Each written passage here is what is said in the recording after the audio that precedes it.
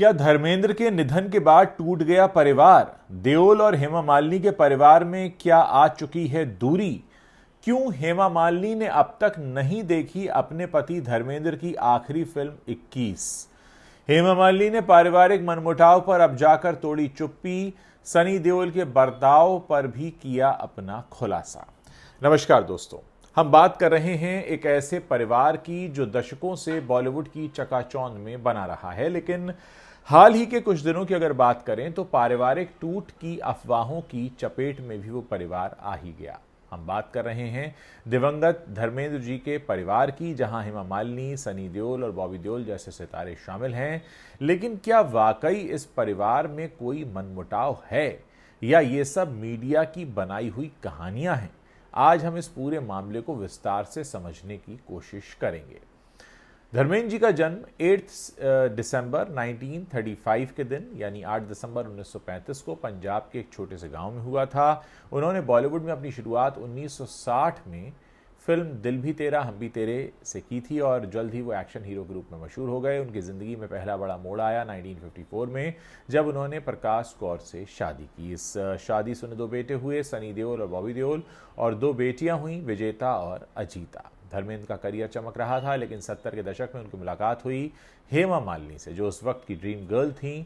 दोनों ने कई फिल्मों में साथ में काम किया, जिसमें शोले, सीता और गीता और राजा जानी अहम फिल्में रहीं। उनकी ऑन स्क्रीन केमिस्ट्री जल्द ही ऑफ स्क्रीन रोमांस में भी बदल गई। लेकिन धर्मेंद्र क्योंकि पहले से ही शादीशुदा थे और इसी वजह से हेमा मालिनी के परिवार को भी रिश्ता मंजूर नहीं था, फिर भी 1980 में दोनों ने शादी कर ली।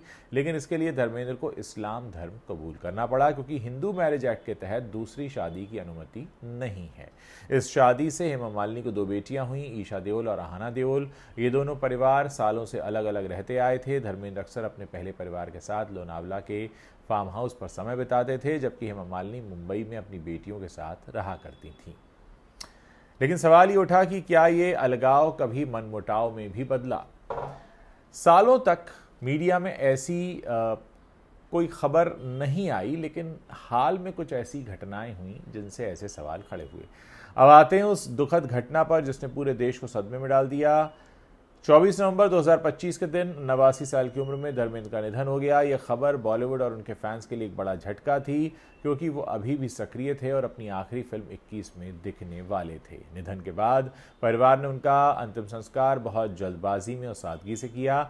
मुंबई के सांता क्रूज स्थित हिंदू शमशान भूमि घाट पर यह संस्कार संपन्न हुआ, जहां सिर्फ करीबी परिवार के सदस्य ही दिखाई दिए। सनी देओल और बॉबी देओल ने पिता की चिता को अग्नि दी, लेकिन हेमा मालिनी और उनकी बेटियां वहां अलग नजर आईं। ये बात मीडिया में छा गई और लोग पूछने लगे कि क्या परिवार में सब ठीक है। अंतिम संस्कार की जल्दबाजी ने भी सवाल खड़े किए। आखिर अंतिम संस्कार में क्यों इतनी जल्दी की गई? क्या कोई छुपी हुई वजह है? लेकिन परिवार की तरफ से कोई स्पष्ट जवाब सामने नहीं आया। इसके बाद प्रेयर मीट का आयोजन हुआ, जो एक और बड़े विवाद का कारण बन गया। सनी देओल और बॉबी देओल ने मुंबई में एक प्रेयर मीट रखी, जहां बॉलीवुड की कई बड़ी हस्तियां दिखाई दी, लेकिन हेमा मालिनी और उनकी दोनों बेटियां वहां नहीं पहुंची। उसी दिन हेमा मालिनी ने अपने घर पर एक अलग प्रेयर मीट का आयोजन किया। 2 हफ्ते बाद हेमा मालिनी, ईशा देओल और आहना देओल पहुंचे राजधानी दिल्ली, जहां पर उन्होंने एक अलग से प्रेयर मीट रखी। अलग अलग आयोजन जो थे वह अफवाहों को हवा दे रहे थे। सोशल मीडिया पर लोग कहने लगे कि धर्मेंद्र की पहली पत्नी प्रकाश कौर और उनके बेटों के साथ हेमा मालिनी का रिश्ता तनावपूर्ण है। कुछ रिपोर्ट्स में यह भी कहा गया कि हरिद्वार में जब सनी और बॉबी ने धर्मेंद्र जी की अस्थियां विसर्जित की तो हेमा वहां नहीं गईं, जिससे मनमुटाव की खबरें और तेज हो गईं। इन घटनाओं के बाद परिवार की एकता पर सवाल उठने लगे और फैंस ये सोच रहे थे कि क्या धर्मेंद्र जी के निधन के बाद वाकई इतने सालों का साथ अब टूटने लगा है। लेकिन दोस्तों, हर कहानी की अपनी भी एक अलग कहानी होती है। इस कहानी में भी हेमा मालिनी की अलग राय है, जो अब उन्होंने जनता के बीच जाकर रख दी है। इंडियन एक्सप्रेस को दिए एक इंटरव्यू में हेमा मालिनी ने पहली बार इन सारी अफवाहों पर खुलकर बात की। ये इंटरव्यू न सिर्फ उनके दुख को बयां करता है, बल्कि परिवार की सच्चाई को भी सामने लाता है। हेमा ने कहा कि धर्मेंद्र के साथ उनके 57 साल के रिश्ते को वो कभी भूल नहीं सकती। उन्होंने बताया कि दोनों के व्यस्त शेड्यूल के बावजूद वो हमेशा एक दूसरे के लिए समय निकालते थे। धर्मेंद्र जब लोनावला के फार्म पर होते थे तो हेमा को फ़ोन करते थे और कभी कभी ड्राइव करके मुंबई आ जाते थे, जहां हेमा अपनी बेटियों ईशा और आहना के साथ रहती थीं। हेमा ने भावुक होकर कहा, हम 57 साल साथ रहे, उनके बिना जीवन की कल्पना मैं कर ही नहीं सकती। हर मिनट मैं उन्हें मिस करती हूँ। ये शब्द न सिर्फ उनके प्यार को बताते हैं, बल्कि ये भी बताते हैं कि उनका दुख कितना गहरा है। अब आते हैं उन अफवाहों पर जो कि परिवार के मनमुटाव के बारे में कही जा रही थी, वजह बन रही थी। हेमा ने साफ इनका खंडन किया है। उन्होंने कहा कि हमारे परिवार का रिश्ता अच्छा है, सौहार्दपूर्ण है, आज भी ये बहुत अच्छा है। मुझे नहीं पता कि लोग हमारे बारे में क्या सोचते हैं, बस इसलिए कि लोगों को गॉसिप करना पसंद है, शायद इसीलिए ऐसा करते हैं। उन्होंने ये भी कहा कि उन्हें इन अफवाहों का जवाब देने की ज़रूरत भी महसूस नहीं होती। उन्होंने कहा कि क्या मुझे स्पष्टीकरण देना ज़रूरी है, मुझे सफाई क्यों देनी चाहिए, ये मेरी ज़िंदगी है, मेरी निजी ज़िंदगी, हमारी निजी ज़िंदगी, हम बेहद खुश हैं और एक दूसरे के बेहद करीब हैं, बस इतना ही मुझे इस बारे में कहना है और कुछ भी नहीं कहना है। हेमा ने यह भी कहा कि लोग दूसरों के दुख का फ़ायदा उठाकर आर्टिकल्स लिखते हैं, जो कि काफ़ी दुखद है, इसलिए वो ऐसी अटकलों का जवाब नहीं देना चाहती। इस इंटरव्यू में हेमा ने सनी देओल और बॉबी देओल के साथ अपने रिश्तों पर भी खुलकर बात की। उन्होंने बताया कि रिश्ता हमेशा से अच्छा रहा है और आज भी वैसा ही है। एक दिलचस्प बात यह है कि जब उनसे पूछा गया कि धर्मेंद्र के लिए प्रस्तावित म्यूजियम के बारे में उनका क्या ख्याल है, तो हेमा ने कहा कि सनी की यही प्लानिंग है और वो उसे करेंगे ही। हमें जो कहा जाएगा वो हम अपनी तरफ से करेंगे।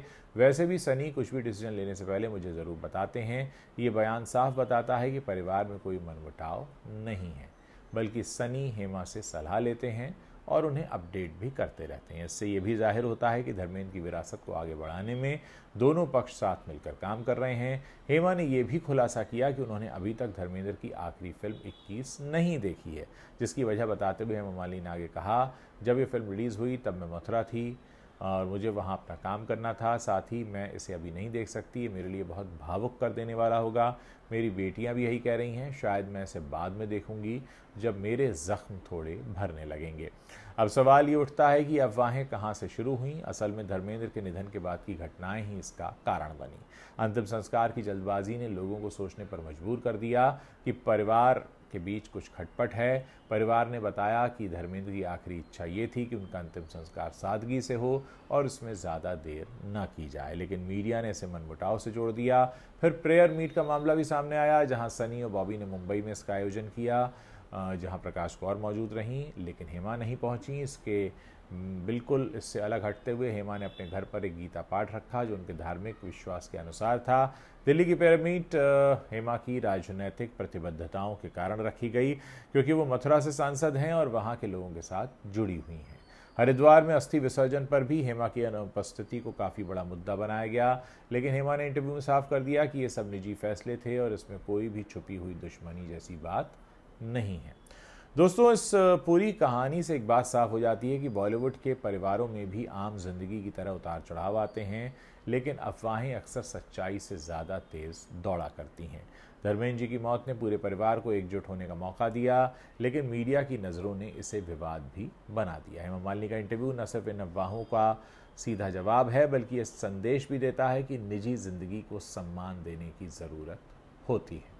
उम्मीद है आपको ये वीडियो पसंद आया होगा और आप इस वीडियो को अपने दोस्तों के साथ शेयर ज़रूर करेंगे।